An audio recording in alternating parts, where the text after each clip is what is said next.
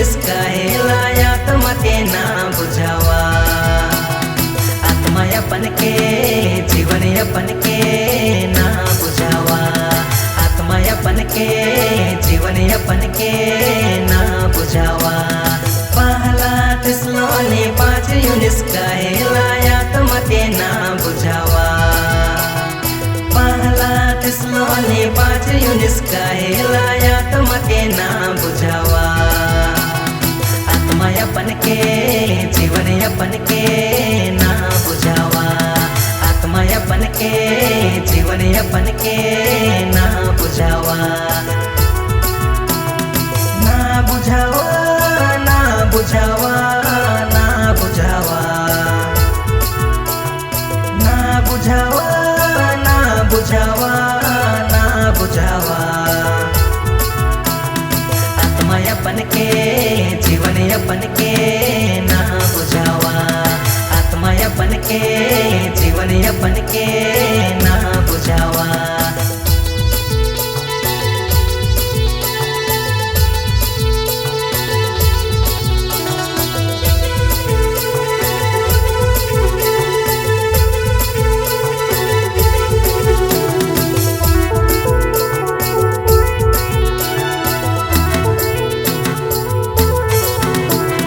भेदभाव कर कर के आत्मा रे बुझाते आत्मा के ना बुझावा।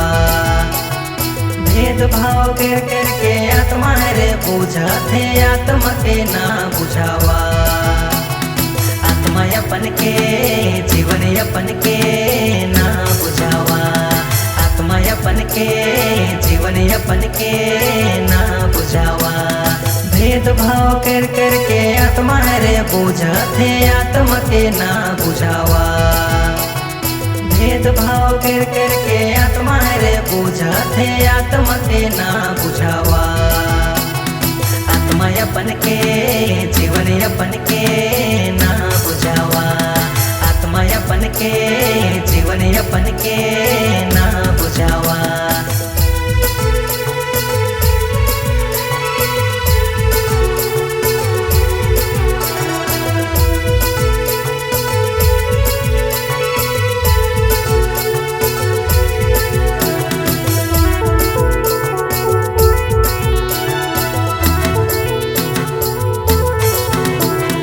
मूर्ति पूजा कर कर के आत्मा रे बुझाते आत्मा के ना बुझावा। मूर्ति पूजा कर कर के आत्मा रे बुझाते आत्मा के ना बुझावा। आत्मा अपन के जीवन अपन के ना बुझावा। आत्मा अपन के जीवन अपन के ना बुझावा। मूर्ति पूजा कर कर के आत्मा रे बुझाते आत्मा के ना बुझावा। मूर्ति पूजा कर कर के आत्मा रे बुझाते आत्मा के ना बुझावा। आत्मा अपन के जीवन अपन के ना बुझावा। आत्मा अपन के जीवन अपन के ना बुझावा।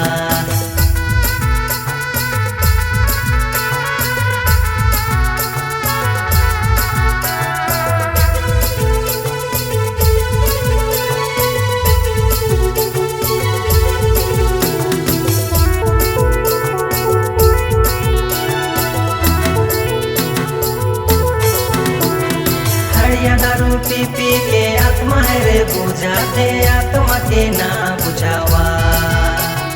हरिया दारू पी पी के आत्मा रे बुझाते आत्मा के ना बुझावा। आत्मा अपन के जीवन अपन के ना बुझावा। आत्मा अपन के जीवन अपन के ना बुझावा। हरिया दारू पी पी के आत्मा रे बुझाते आत्मा के ना बुझावा। हरिया दारू पी पी के आत्मा रे बुझाते आत्मा के ना बुझावा। आत्मा अपन के जीवन अपन के ना बुझावा। आत्मा अपन के जीवन अपन के ना बुझावा।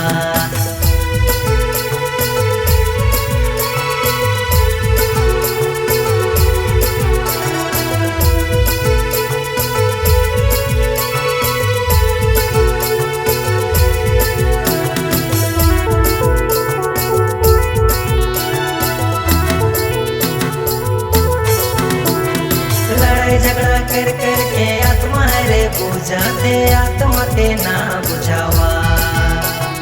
लड़ाई झगड़ा कर कर के आत्मा रे बुझाते आत्मा के ना बुझावा। आत्मा अपन के जीवन अपन के ना बुझावा। आत्मा अपन के जीवन अपन के ना बुझावा।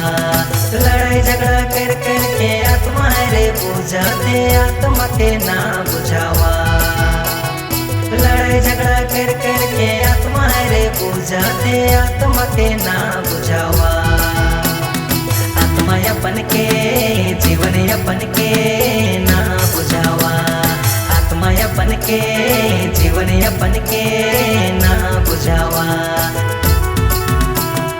पहला तिस्लोनी 5:19 कहेला आत्मा के ना बुझावा। पहला तिस्लोनी 5:19 कहेला आत्मा के ना बुझावा। आत्मा अपन के जीवन अपन के ना बुझावा। आत्मा अपन के जीवन अपन के ना बुझावा। पहला तिस्लोनी 5:19 कहेला आत्मा के ना बुझावा। पहला तिस्लोनी 5:19 कहेला आत्मा के ना बुझावा। आत्मा अपन के जीवन अपन के ना बुझावा।